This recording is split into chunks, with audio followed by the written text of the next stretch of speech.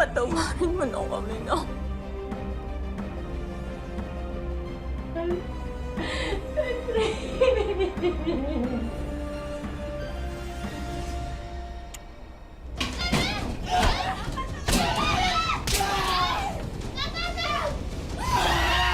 Ang nakaraan sa tadhana. Kapag hindi nyo kami nabayaran mamayang hapon, tandaan mo ha, ipagkakalat namin ng anak nyo, adik. Tandaan nyo yan ha? Guys, andito na. Merienda time. Kunin mo nga ito. Hindi makapaniwala si Kiko na ang kapitbahay nilang si Jopet pala ang naniningil at nanghaharas sa ate niya.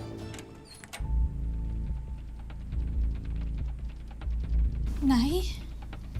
Samantalang nagulantang naman si Catherine nang biglang lumitaw ang kanilang ina na 1 taon nang hindi nagpaparamdam sa kanila. Sa pagbabalik ni Judith, tila nabuo muli ang kanilang pamilya at kahit papano'y mababawasan na ang kanilang mga pagdurusa. Pero ano kayang bagong hamon ang paparating pa? Alamin natin ang mga mangyayari sa susunod na bahagi ng ating kwento dito lang sa Tadhana.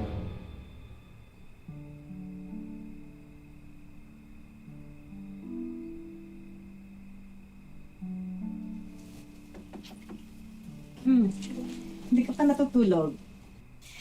Nay, pwede ba dito ako matulog ngayong gabi? Namiss ko kasi kayo eh. Oo naman, namisin kita. Ay, nakakatuwa.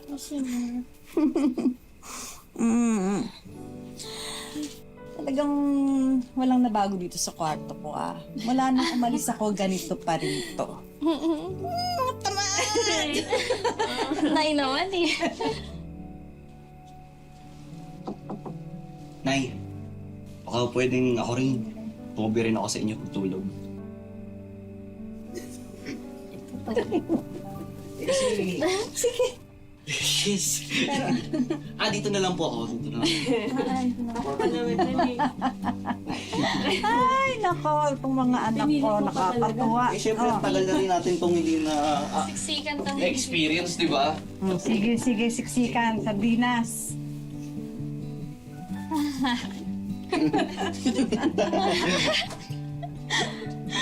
Siksikan tayo ah. Nako, itong mga batang ito. Nay, sorry ah. Saan? Kung sa mga message na pinadala ko sa inyo noon.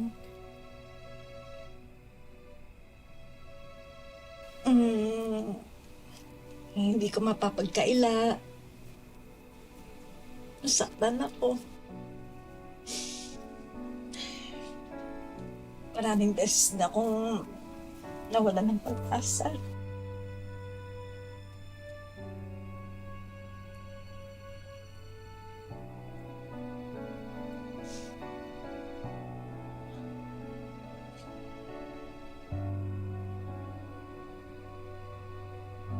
Gusto ko sabihin sa inyo kung ano ang pinagdadaanan ko.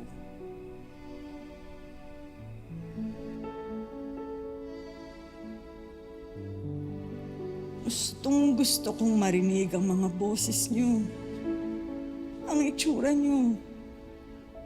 Pero ayokong makita niyo akong nawawalan ng pag-asa.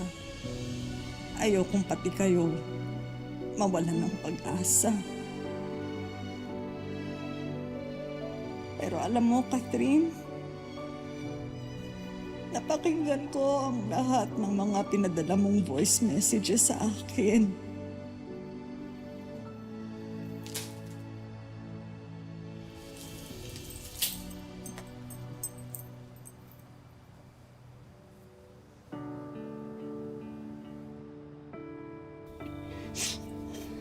Pero alam niyo, proud na proud ako sa inyo tatlo.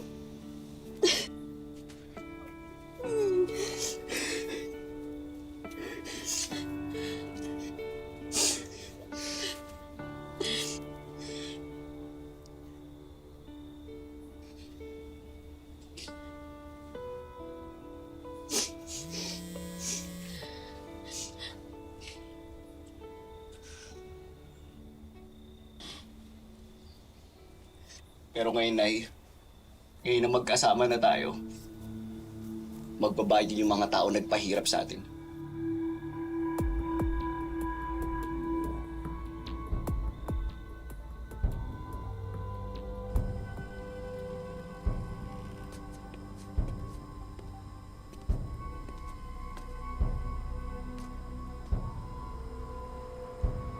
Gago ka, Kiko. Tado.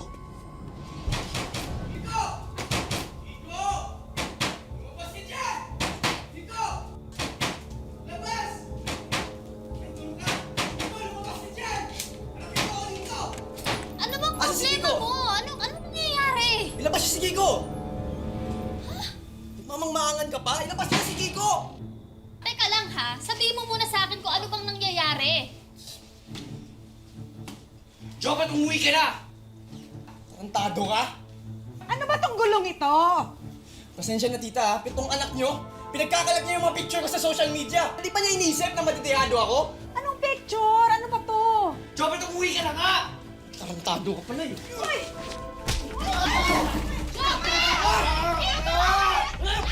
Alis ka! Simulan ko ha! Kiko!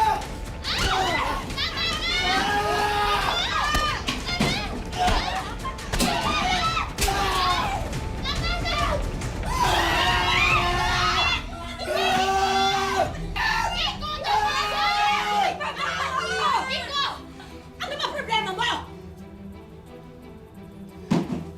Uwi na kayo eh. Ano ba to? Yung lalaking yan, yung akala nyo kaibigan mo! Yan yung naninigan sa atin sa online lending loan. Ate, kita-kita ko! Kita-kita ko! Nagtatanda ko paano tayo murahin ang gagawin dyan! Chopet, totoo ba yun, ha? Sabihin mo sa akin yung totoo. Totoo ba yun?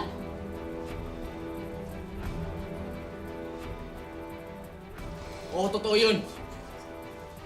Pero ginagawa ko lang naman yung trabaho ko. Walang hiya ka? Alam mo bang halos mabali-bali ang mga anak ko sa kahanap ng pera? Hingi sila ng hingi ng extension, pero anong ginawa ninyo? Kung nandito na ako ng mga araw na yun, sinugod ko na talaga kayo! Pero wala pa rin tong karapatan mag-post sa social media pagkakalat yung mga litrato ko. Bakit? May karapatan din ba kayong pagkalat yung picture ko? Di ba ginawa niyo rin yun? Iba naman din yun, para makapagbayad kayo. Pero ngayon, yung buhay ko na nakataya dito simula nung pinagkalat yung mga pictures ko. Walang pagkakaiba yan! Binastos mo ang anak ko! Alam mo ba kung anong ginagawa ng anak mo? Ha? Hiniling ko sa'yo ang mga anak ko. Inaanak mo sila pero sinira mo ang buhay! Inuulit ko, inaanak mo sila! Hoy, bakit? Kailangan din naman namin kumita. Hindi sa ganong paraan! Umalis na kayo! Ikaw, ha? Ha? Magsulian tayo ng kanina! Huwag mo na kami gugulayin! Bayad na kami!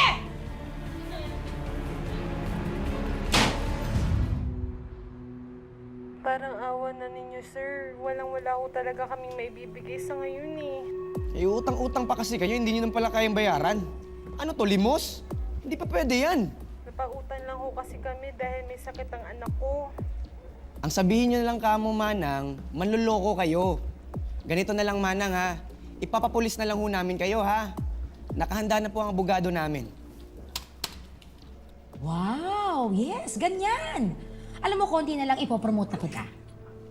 Pero, ano nangyari sa mukha mo? Yun nga, ma'am. Sasabihin ko sana sa inyo eh. Okay, sige. Come on, tell me. Ma'am, may nakakilala sa akin na dito ako nagtatrabaho. Okay, so? Ma'am, pinagkalat nila yung picture ko sa social media. Jobet, yun lang ba? Huwag kang mag-alala. Alam mo, sige, itatransfer na lang kita sa ibang account, sa sister company natin. Paano kung... Ano ba, Jobet? Jobet naman, come on. Wala silang ibang gagawin dun sa pictures na yun. Panakot natin yun. Ano ka ba? Huwag kang matakot sa sarili mong multo. Be professional. Pero sige, para mapanatag ang loob mo, ipapatransfer kita sa ibang accounts. Sayang ka. At saka sige, i-report natin yan sa IT natin para ma-take down niya yung photo mo. Okay? Don't worry. Cute ka pa man din. Kahit na may sugat ka. Salamat, madam.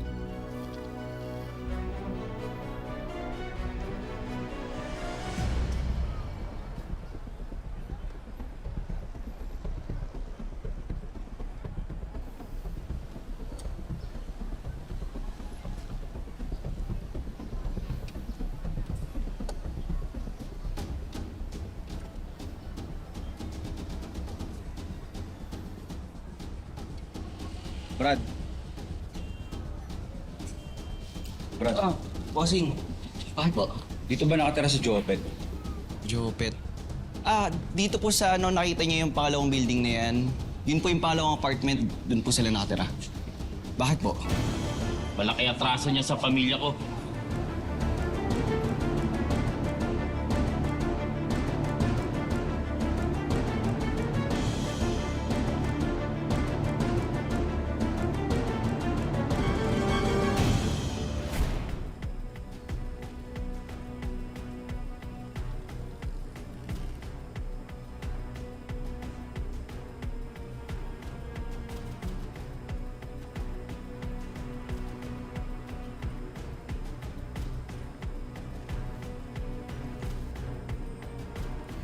Ito si Jopet mo. Bakit? Makasingay ko, hindi nyo pa presidente ah. Pare, pakapitan po! Salamat po! Pare po! Tulog! Tulog!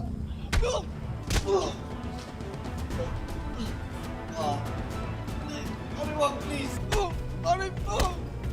Tulog! Tulog!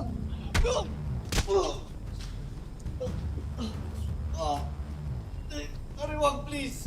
Pag-usapan naman... Wag! Susunod na tumawa, maghihirap ka ng mukha sa aso! Jopet! Hoy! Tulong! Tulong! Kapitbahay! Tulong!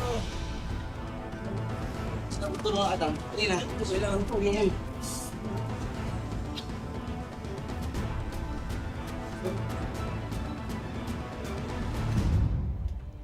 Ma'am, Ano ba yan, Jopet? may papasa sana ako. Mag-resign na po ako, ma'am. Jopet naman, ano ka ba? Huwag naman ganun. Ano ka ba, isa ka sa mga promising agents namin dito sa kumpanya, di ba? Mantakin mo sa isang buwan. You were able to close, 3 accounts? That's really good performance. Please think about the benefits. Come on. Benefits, ma'am? Ikita mo ba yung tsura ko ngayon? Tsaka simula nung nag-leak yung litrato ko sa social media, tingin ko sa bawat nakakasalubong ko, ititirahin ako. Akala ko ba iti-take down ng IT natin yung litrato ko? Jopet, baka may ibang nag-share. That's really part of our job, you know. Why not I double your salary?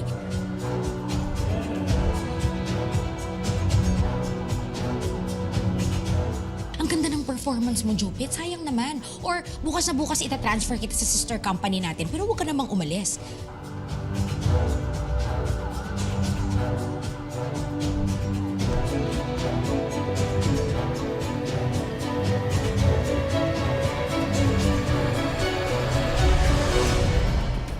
Ano, worried ka pa ba sa decision mo? O sige, gusto mo mag-pray over tayo? Para sa decision mo, come on? Ma'am, may tanong lang ako. Kanino po ba kayo nagdadasal? Sa Diyos ba o sa... Jopet, please, think about it. Big promotions, big benefits, big everything. Wait! Rito! Walang ikilos! Excuse me, wait lang. Excuse me! Sa computer! Boss, excuse me. What's the meaning of this? What's the meaning of this? Wait! Rito! Walang ikilos! Tigilan nyo ginagawa nyo sa computer! Boss, excuse me. What's the meaning of this? What's the meaning of this? May warrant kami para i-raid ang office nyo. Ano sinasabi? Excuse me, huwag niyo na po muna pong galawin yung mga computers namin kasi importante po yung mga nandyan. Pag-usapan naman po natin to, sir. Alam niyo naman po na hindi small-time business po ito eh. Please, gusto niyo po sa office ko? Please? Mas mabuti pa, mag-usap tayo sa office ko. Saan po yung office niyo? Sa presinto. Ha? Excuse me, sir! Arrestin to! Ito ang manager. Hindi po agent din po ako. Napag-uutusan lang po ako dito, sir. Sir, pag-usapan naman po natin may to. karapatang manahimik at sa walang ibo. Ano man yung sasabihin ay maaaring gamitin pabor o laban sa'yo sa anumang hukuman. Sandali lang po. Mayroon po Eh, kayong kunin utang. niyo May lahat ng kailangan po cellphone. kayong bayaran. Ako po mismo mag-a-approve po. Please. Sige po. Sige na po. Pag-usapan po natin to, sir. Aregluhin po natin to. Sige na po, sir. Kayo po, meron po kayong utang na kailangan bayaran? Sige na po. Sige na, ilabas niyo na lahat ng mga yan. Ako na po bahala. Kung may utang po kayo, kailangan niyo po ba ng pera? Ako na po mag-a-approve mismo. Please, kuya. Ay, saan niyo po ako dadalhin?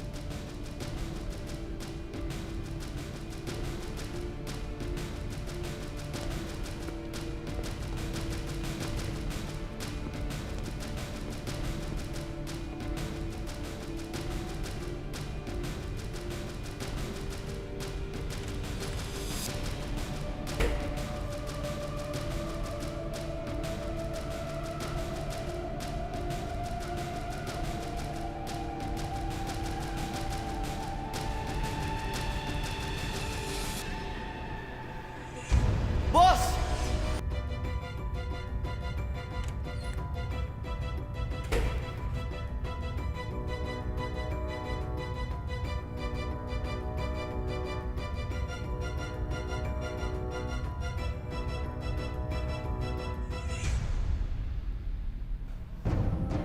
Boss!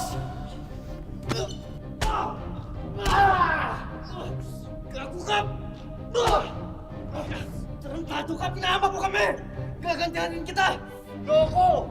Napasito ka ng paliwanag! Boss! Tawan mo! Tawan! Sabi yan!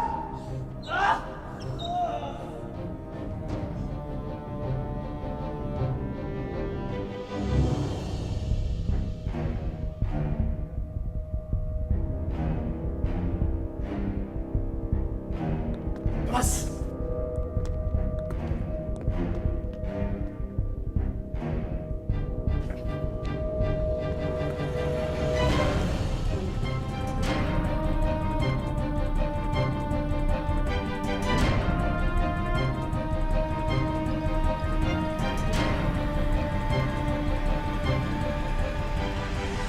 Ngayong nahuli na ng mga otoridad ang mga tao sa likod ng online lending app na mga nagpapahirap sa maraming tao. Ano naman kaya ang mangyayari kay Jopet?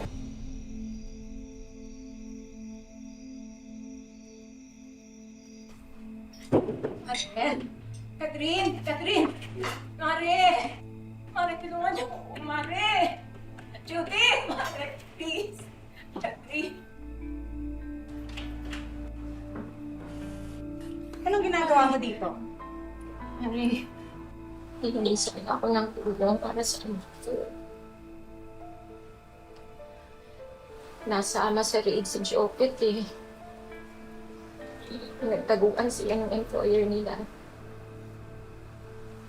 Illegal pala yung kumpanya nila, Mare. Mare, kailangan ko ng pera. Mare, kailangan ko ng pera. Tulungan mo ako, Mare. Mare, please lang.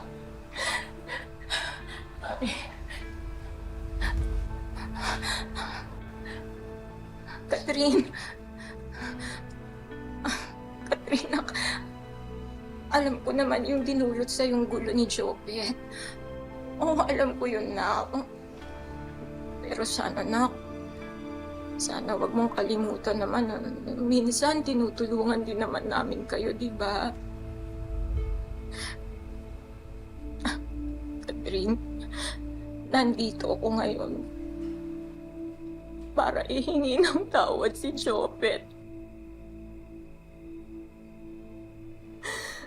Anak, tulungan mo ako mailabas siya sa kulungan.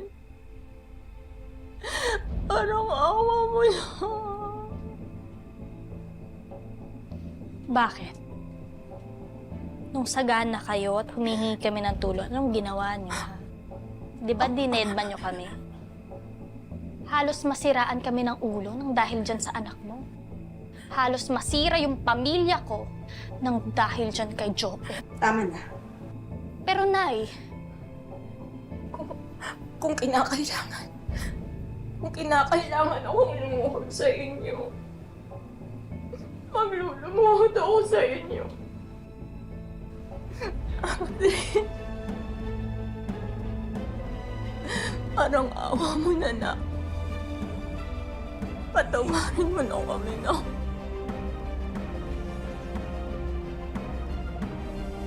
Patawarin mo na kami.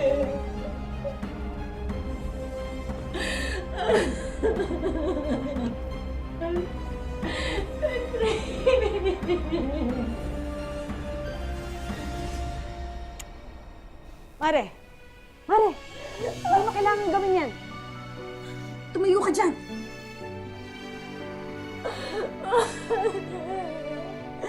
Parang awa na tulungan niyo ako. Sige, sige. Paano magagawa namin? Tutulong kami. Salamat, Mari. Salamat.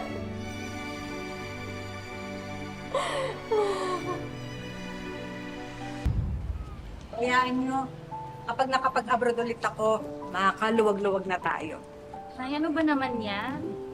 May trabaho naman kami ni Kiko, kaya kami na muna bahala sa gastusin. Selena. Tita, pwede ko ba muna kayo makausap? Tita, I'm sorry po sa lahat ng mga nangyari. Sa inasal ko po sa inyo. Sa ating dalawa, Selena. Tsaka, yung pamilya natin nagkagulo. Sana mapatawad niyo po ako kasi kinakailangan ko lang po talaga gawin yun. Sana maintindihan niyo po yung...